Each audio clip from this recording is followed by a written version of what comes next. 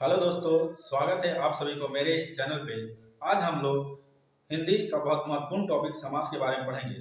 समास से हमारे एग्जाम में 2 से 3 क्वेश्चन बनते हैं, तो हम लोग बहुत ही आसान तरीके से संक्षिप्त रूप में मात्र 2 सेकंड में एग्जाम में आप आंसर कर पाए, इस तरह से हम इसको पढ़ेंगे।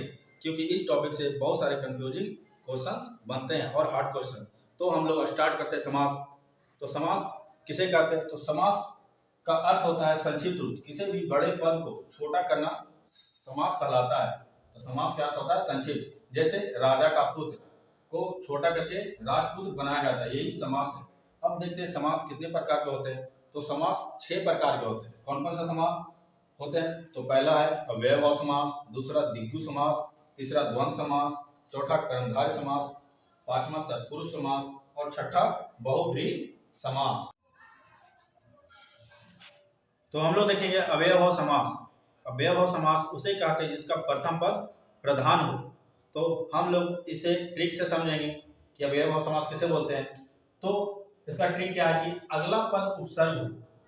इसका अगला पद उपसर्ग हो। आप लोग उपसर्ग के बारे में जानते हैं, अगर नहीं जानते होंगे तो मेरे प्लेलिस्ट में जाइए और चेक कीजिए। उपसर्ग का टॉपिक बहुत अच्छे से ट्रिक के साथ पढ़ाया गया है संक्षिप्त में। तो इसका अगला पद उपसर्ग हो या शब्दों की पुनरावृत्ति हो। जैसे हम लोग समझेंगे कि प्रतिदिन, इसमें प्रति क्या है? उपसर्ग है, और दिन फिर यथासंभव, इसी तरह से यथा उपसर्ग है, फिर आजन, ये सब अव्ययभाव के उदाहरण है। यथा विधि, इसमें भी यथा क्या है? उपसर्ग है। तो प्रथम पद उपसर्ग हो उसे हम लोग अव्ययभाव समास के नाम से जानते हैं। और कभी कभी शब्दों की पुनरावृत्ति हो जाती है। जैसे कभी कभी, रातों रात, एक ही शब्द बार बार रिपीट करते हैं 2 बार, बारंबार, भागम भाग, धीरे धीरे, ये सब अव्ययभाव समास के उदाहरण है। फिर हम लोग देखते हैं दूसरा दिग्गु समास। तो दिग्गु समास, इसमें क्या होता है? प्रथम पद संख्यावाची होती है। संख्या यानी नंबर को सूचित करता है प्रथम पद। जैसे त्रिरत्न, ये 3 रत्न मिलकर बना हुआ है। चतुर्भुज, त्रिकोण, चौराहा, ये सब प्रथम पद संज्ञावाची होते हैं, उसे हम लोग दिग्गु समास कहते हैं। अब हम लोग देखते हैं द्वंद्व समास। द्वंद्व समास क्या होता है? जिसमें दोनों पद प्रधान होती है, दोनों पद की प्रधानता होती है और या से जुड़ा हुआ होता है। जैसे हम लोग समझेंगे कि सीताराम, इसे हम लोग इस तरह से लिख सकते हैं तोड़कर कि सीता और राम, सीता और राम। फिर भाई बहन, ये दिन रात, गुण दोष, ये सब या और से जुड़ा होता है। और कभी कभी कंफ्यूजिंग पॉइंट क्या आती है द्वंद्व समास में कि इस तरह से लिखा जाता है 31, 35, 52, 36। तो 31 में क्या होता है? 1 और 30 मिलकर बना हुआ होता है 31, 5 और 30 मिलकर बना हुआ होता है 35। ये सब कंफ्यूजिंग पॉइंट है, इसे याद रखिएगा। अच्छा, कभी कभी ऐसा होता है कि 1, 2, 3, 4, 9, फिर 10, 20, 30, ऐसे ही चलते जाता है। तो ये सब 1, 2, 3, 4, 9, फिर उसके बाद 10, 20, ये सब दिग्गु समास के उदाहरण हैं। और इसके बीच यानी 10, 11 से 19 तक, 11 से 19 तक ये सब द्वंद्व समास में आएंगे।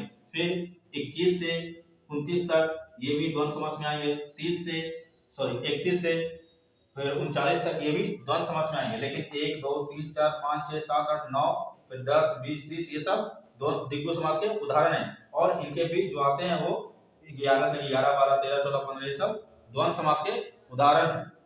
अब हम लोग देखते हैं कि चौथा समास कर्मधारय समास। कर्मधारय समास उसे बोलते हैं जिसमें कर्म धारण करने की क्षमता होती है या वो अपना विशेषता बताता है, विशेषण को बताता है, उसे कर्मधारय समास कहते हैं। जैसे इसका एग्जाम्पल क्या है? जैसे चरण कमल, जिसका चरण कमल जैसा हो उसे हम लोग चरण कमल बोलते हैं। जैसे चंद्रमुखी, जिसका मुख चंद्रमा जैसा हो। महापुरुष, जो पुरुष में महान हो, यानी विशेषता को बता रहा है, विशेषण। नील कमल, नीला कमल, ये सब कर्मधारय का उदाहरण है।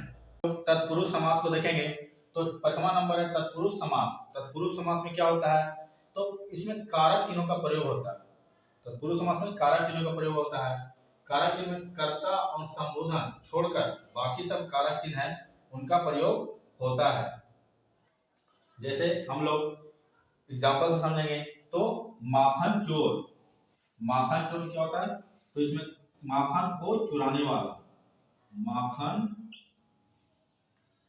को चुराने वाला,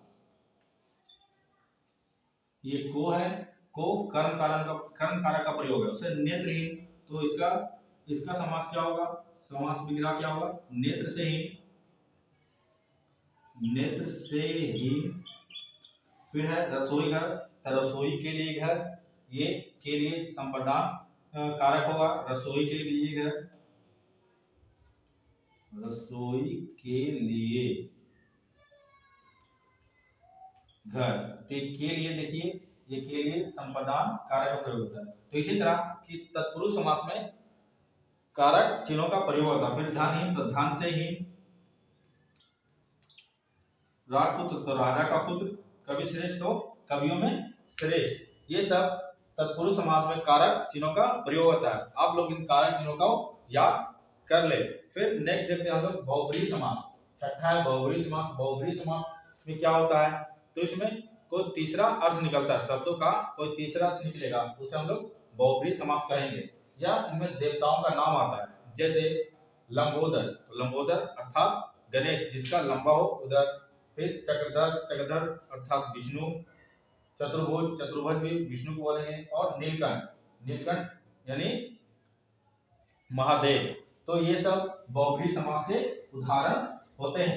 अच्छा, कभी कभी ये बहुब्रीहि समास और कर्मधारय समास दोनों एक जैसे हो जाते हैं। कभी कभी नीलकंठ कर्मधारय समास में भी आता है और नीलकंठ बहुब्रीहि समास में भी आता है। चतुर्भुज द्विगु समास में भी आएगा और चतुर्भुज बहुब्रीहि समास में भी आएगा। तो हम लोग एग्जाम में बहुब्रीहि ऑप्शन में बहुब्रीहि समास रहा तो बहुब्रीहि समास पे ही आंसर लगाएंगे। धन्यवाद। अगर आपको ये वीडियो अच्छा लगे तो इसको लाइक करें, सब्सक्राइब करें और दोस्तों के साथ शेयर करें।